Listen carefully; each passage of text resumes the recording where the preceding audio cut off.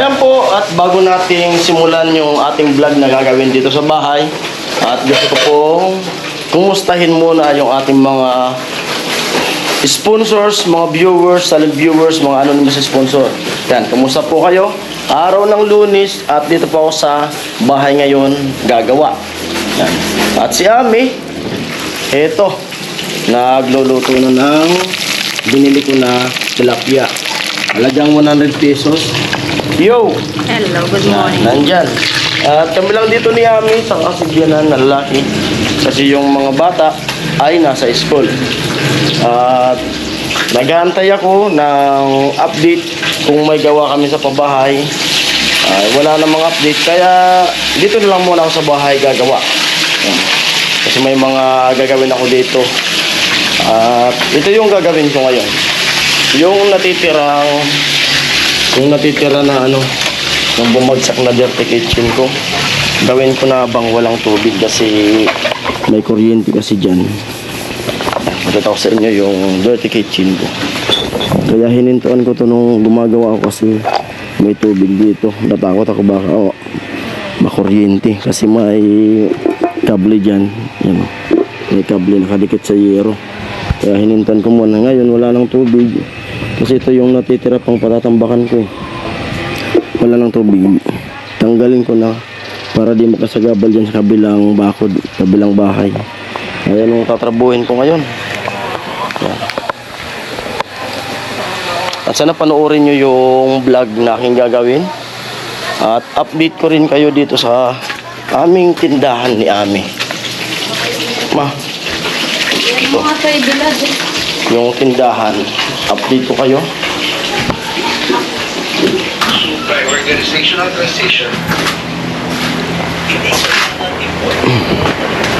Ayan, update ko kayo dito sa aming munting tindahan. Ayan. At malapit na yung pista dito. Sabi ko kay Ami, ay subukan ko nang bumili ng balot, magtinda kami. Kaya sabi ni Ami, siguro pagbalik na lang daw namin galing Maynila. Pero sila Papa magpipisto dito ng barbecuehan dyan sa harap. Para ako kasi 3 buwan na lang pista na, para yung tao masanay na.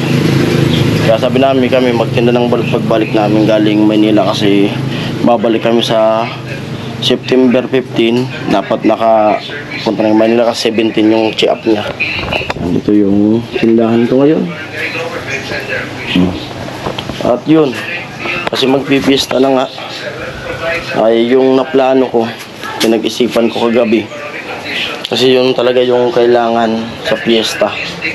Naisip ko, baka maubos kasi yung kabilihan nung kalabaw. Yung bala ko sana yung kabilan ng kalabaw ay daragdagan ko para ibili ko ulit ng kalabaw para kumbaga yung aking napundar sa pag-YouTube di kumbaga ang tawag nito, di maubos, di maputol yung pundar ko. Kasi nandyan nakaligpit pa rin. Gusto ko sana yung dagdagan, ibili ulit ng investment ulit na kalabaw ulit.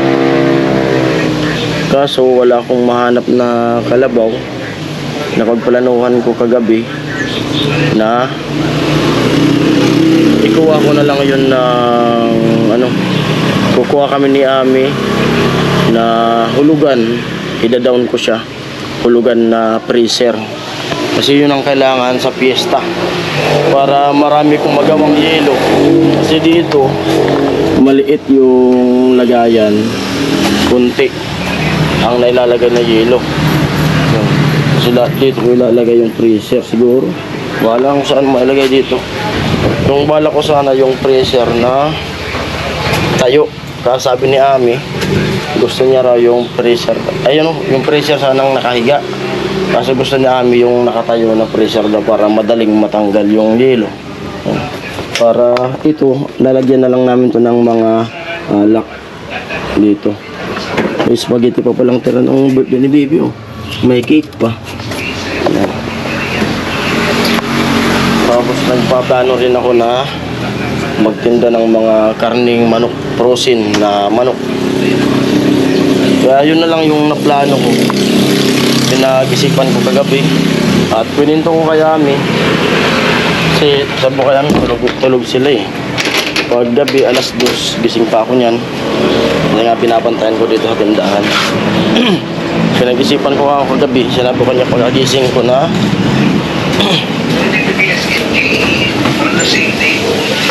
yun kako yung plano ko. Sabi ko kay Ami na yung pera na kapirahan nung sa kalabaw ay idadawn ko na lang sa idadawn ko na lang sa freezer. Sa malapit na ang Kasi malapit na yung pista, 3 buwan na lang.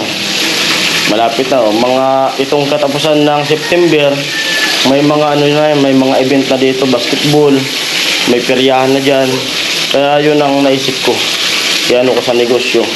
Bali, labas mo pakita ko sa inyo yung pera na galing sa kalabaw. At bali ito yung kasi yung pirahan nung kalabaw ay nagkahalaga po yun ng 11.5. Tapos nagbigay ako dun sa nag-alaga ng kalabaw at dun sa mga nagkatay. Kasi di ko naman kayang mag-isa yun. Hinakot pa nila, sila talaga yung nagtrabaho. Hinakot napakalayo, simula doon sa gitna ng palayan, papunta dito sa gilid ng, dun sa school na hinatiran ko kay Bibi. Tapos sinakay nila sa kulong-kulong ko, dinala ko dito sa bahay. Sobrang nakita ko yung pagod din nila. Hindi naman pwedeng hindi natin bigyan yun. Tapos mga kamag-anak naman ni Ami yun, mga kaibigan ko. Bali yung natira dun sa 11.5 na yun, na halaga ng kalabaw, yun nga ay nalugi tayo. Kasi wala tayong magagawa kasi ganun talaga yung mangyayari. Kasi yung inalagaan natin, yung naging investment ko ay buhay kalabaw. Kaya talagang may tendency na mamamatay. Kaya patay din yung puhunan ko. Yung puhunan natin doon ay 18,000, naging 11.5. Tapos nagbigay ako dun sa nag-alaga, mga nagtatay. Ito po yung natira sa akin dun sa 11.5. 1, 2, 3, 4, 5. 5,000 yung natitira sa akin. Ngayon, pinag-isipan ko kagabi ng gusto. Kasi may plano sana ako na iba na kukunin dito sa bahay, magamit sana namin. Kaso, mas umano sa isip ko na kaya kung doon na lang sa tindahan namin ilagay sa negosyo. Kasi yun ang kailangan namin pag-fiesta. Pinento ko kay Ami, okay naman sa kanya. Kaya ito, imbis na plano ko nito ay dadagdagan ko na ibibili ulit sa kalabaw, ay i-down ko na to sa freezer. At kayang-kaya ko naman ito na hulugan. Siguro sa pag-follow up, check up siguro nung bata sa 28, magkakanbas kami ni Ami sa 28 kung sakto to, kung kasya to na pang down 5K. Kasi kung tataguin ko kasi to, hilig talaga akong magtago ng pera. Kasi baka akong magalaw ko pa. Yan. Baka magalaw, gusto ko may kalagyan to ng kasi ito yung pundar ko sa YouTube. At least nakikita ko na yung freezer, makita ko siya na itong freezer na to, ito yung pera na galing dun sa kalabaw kaysa maubos. At kaya ko naman mahulugan niya. Kasi itong cellphone na to, ay nakaya ko naman na nahulugan. Yung down ko nito kasi nagkakahalaga to ng 25. Samsung to. Ano to? A55. Samsung. Nagkalaga to ng 25k. Dinaunan ko siya ng 10k. Tapos yung monthly ko ay 1 to 40 ata yun. Ito. Pero tapos na. Ito naman, hindi ako nahirapan na maghulog kasi GCash yung pag naghuhulog, GCash. Ang ginagawa ko kasi kapag may hulugan ako, halimbawa, may awag-awag ako na pera, dinudubol-dubol ko. Ayaw ko yung kung kailan yung hulugan, saka maghuhulog ako. Kung meron ng hawak na pera, isinisin ko na para di ako mahirapan. Kaya natapos ko to kahit wala pa sa yung tapos dapat ng monthly niya. Kasi minsan dinudubol-dubol ko na talaga, lalo pag medyo maganda-ganda yung sahod ko sa YouTube, dinudubli ko na. Minsan nga tinitriple ko pa. Kaya yan, plano ko dyan sa tracer na yung kapalit ng kalabaw, tracer. Pwede, dami kong negosyong pwedeng pwedeng frozen na manok. Kasi hindi ko alam kung may may gawa pa kami. Kasi baka wala nang gawa sa Pabayat Project. Baka mag-focus na lang muna ako dito sa negosyo namin ulit.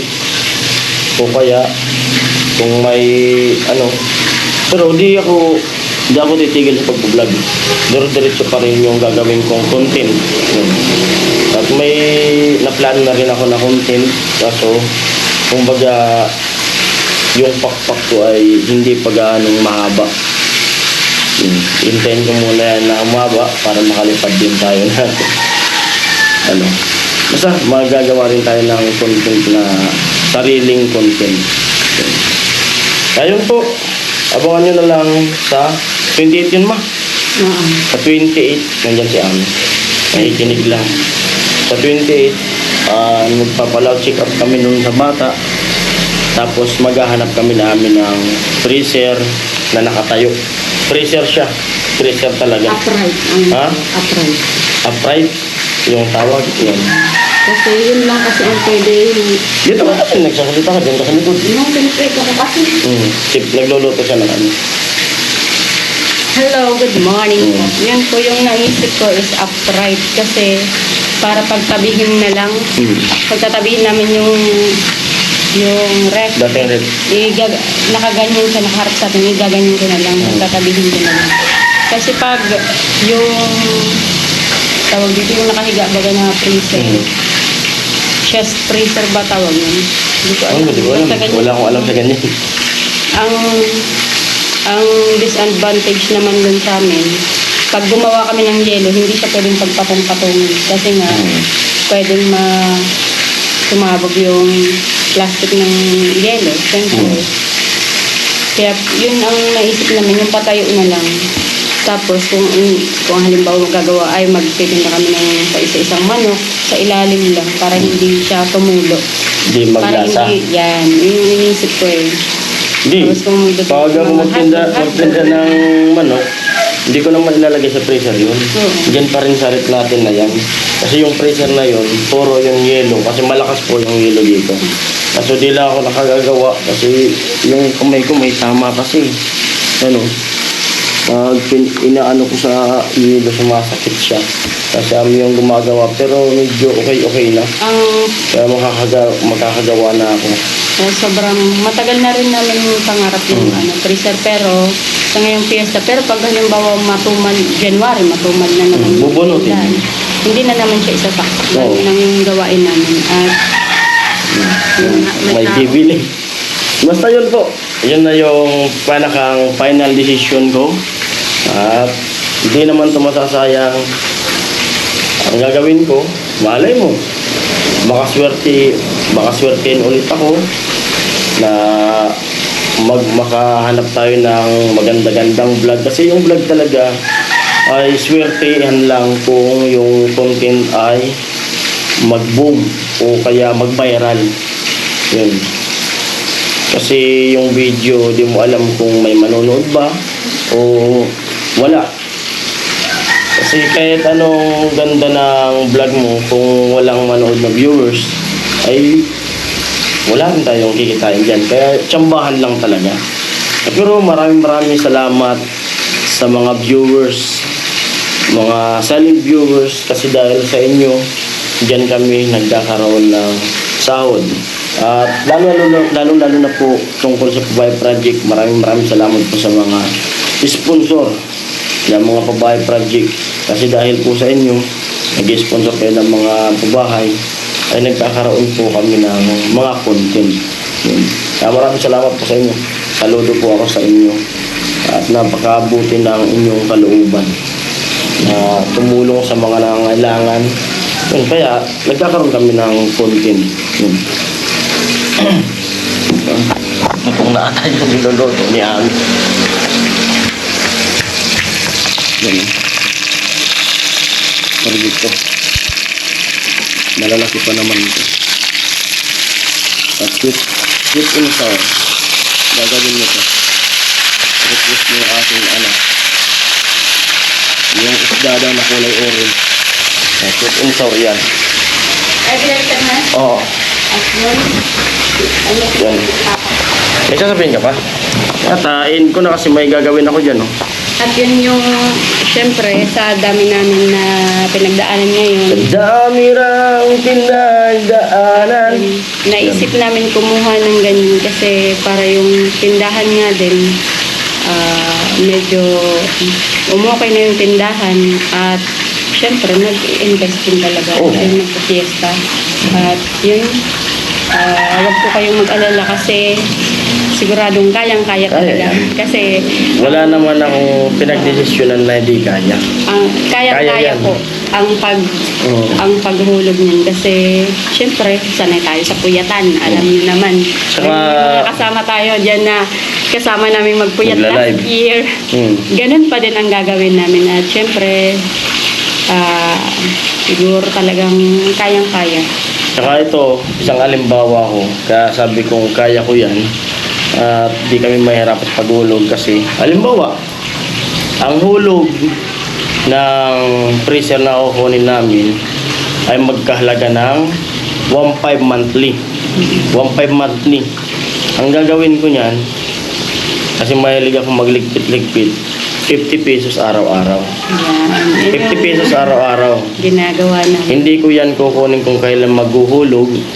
Kukunin ka agad kung saan, ano yun sa tindahan. Hindi. Gagawin ko yan, araw-araw, 50 pesos. Tsaka hindi Sa loob ng isang buwan, pag lumigpit ka ng 50 pesos, isang araw, magtabi ng 1.5 yan. 1.5 yan. Eh, ito nga, 25 yung halaga nito. O, 1 to lang yung hulog ko. May sobra pa. Yung sobra, iligpit mo yun para Sa may next, madagdagan. Dadagdagan na lang. Basta kaya yan. Tiwala ka lang. Yung mga kinukuha din namin is investment din talaga. Investment. Makakatulong din. Yung katulad Kapag nito, yung ninegosyo. cellphone, kinuha namin kasi nga Pang-edit ko. nagahang na talaga yung Oh, ito cellphone yun. na ginagamit Ito na. niya. Ito Ayan, yun. Basag-basag na nga eh. Ayan. Tapos Pinaglumaan ni Bianan. Salamat kay Bianan. yun yung ginagawa namin, investment. At yun, hindi lang naman tindahan ang pagkukunan namin ng source ng pang magtitinda din kami ng balot, yung ganun. Tapos, basta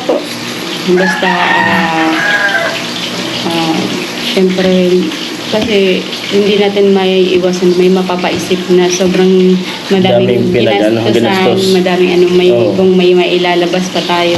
At yun, hindi Saka po kami ano, kasi nag-aalala masyado pag saka- ganyan ang kinukuha namin kasi alam namin sa sarili namin kaya namin pagsikapan talaga. Hindi Kaya kami gusto rin namin pakita sa inyo na porsigido kami sa buhay namin. Matagal naman tayo Oo. porsigido. Saka ito, Ay, wait. ay kumbaga itong cellphone na to na kinuha ko talaga to kasi ngayon lang ako nagkaroon ng cellphone na brand new na sa sarili kong tira. lahat ng cellphone na ginamit, yung una, yung Tecno, ay ano yun, binigay sa akin ni Buya, pinaglumaan niya. Ito naman, binigay ni Binan kay Ami. Tapos nung nag-vlog na ako, binigay na. At yun, mga pinaglumaan nga yung mga ginamit ko na cellphone. Kaya alam ko, kayang-kaya ko na hulugan yung ano na yan, yung rip na freezer na rip. Masabangan nyo na lang sa 28 kung ano yung magiging resulta, kung baka pag uwi namin, madala namin. Kasi di ko pa alam kung marilisan kami. Yan. Tapos kung halimbawa yung down ay mas mataas dito, ay dagdagan ko na lang to. Dagdagan. Kasi Mag-inquire na tayo sa ano? hmm? Mag-inquire na sa Friday. Oo, mag-inquire tayo. Pero pag sakaling kasi yung inquire natin yan, susubukan na nila eh. Susubukan na yan kung marirelesan tayo. Mag-abang-abang na lang po kayo. Pag marilisan tayo, baka sa 28, madala namin o kaya i-deliver. Ayan po, ang ganito na lang muna yung vlog. At maraming salamat po sa lahat na nanonood. Mga viewers, silent viewers, mga solid viewers natin dyan. Well, ayan po, bye-bye, love you. Ingat po kayo palagi. Shoutout po sa mga sponsors dyan. Bye-bye.